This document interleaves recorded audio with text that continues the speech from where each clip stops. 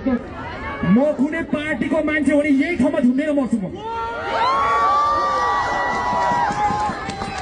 म एउटा स्वतन्त्र व्यक्ति हो, एउटा भलेन्टियर हो, आफ्नो देशको लागि, आफ्नो ठाउँको लागि, मेरो दाजुभाइ दिदीबहिनीको लागि सधैँभर लडिरहेको मान्छे हो।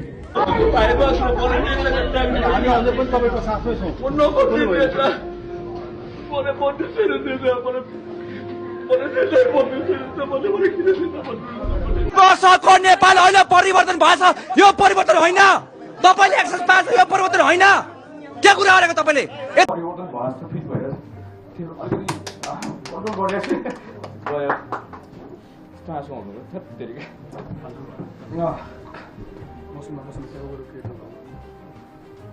सुदन गुरुङ नाम मात्रै होइन, अहिले नेपालका युवाहरूको आशा र परिवर्तनको प्रतीक बनिसकेको एउटा व्यक्तित्व हो। उहाँको जन्म गोर्खा जिल्लामा भएको हो। एकदमै साधारण परिवार, सामान्य जीवन, ना ठूलो राजनीति परिवार, ना कुनै विशेष पहुँच, तर सपना भने ठूलो थियो। बाल्यकाल गोर्खाकै गाउँमा बित्यो। त्यहीँको माटो, त्यहीँको सङ्घर्ष, त्यहीँको जीवनशैलीले उहाँलाई भित्रैबाट बलियो बनायो। सुरुमा सुदन गुरुङ राजनीतिमा थिएनन्। उहाँ डिजे र इभेन्ट म्यानेजरको रूपमा काम गर्नुहुन्थ्यो। जीवन रमाइलो थियो, आफ्नै तरिकाले चलिरहेको थियो। तर 2015 सालको विनाशकारी भूकम्पले सबै कुरा परिवर्तन गरिदियो। त्यो समय देश रोइरहेको थियो। मानिसहरू घरबार विहीन भएका थिए र त्यहीँबाट सुदन गुरुङको जीवनले नयाँ मोड लियो। उहाँले हामी नेपाल नामको संस्था सुरु गर्नुभयो। यो केवल संस्था थिएन, यो सेवा गर्ने एउटा अभियान थियो। घाइतेहरूलाई अस्पताल पुर्याउने, विपदमा परेकाहरूलाई सहयोग गर्ने, युवाहरूलाई एकजुट गर्ने। उहाँ निरन्तर मैदानमै देखिनुभयो। बिस्तारै उहाँ केवल एक समाजसेवी मात्र होइन, युवाहरूको आवाज बन्न थाल्नुभयो।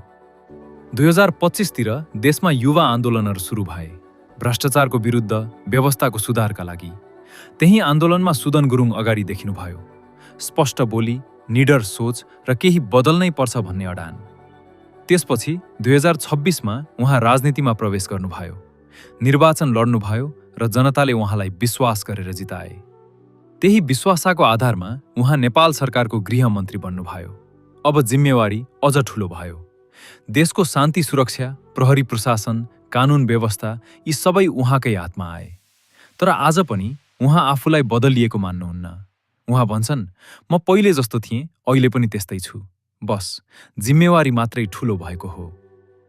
सुदन गुरुङको कथा हामीलाई के सिकाउँछ भने ठूलो हुनका लागि ठूलो परिवार चाहिँदैन, ठूलो मन र साँचो इमानदारी चाहिन्छ। गोर्खाको एउटा साधारण केटा आज देशको गृहमन्त्री बनेको छ। यो केवल पदको यात्रा होइन, यो सङ्घर्ष, सेवा र विश्वासको यात्रा हो। र सायद यो यात्रा अझै सुरु मात्रै भएको छ।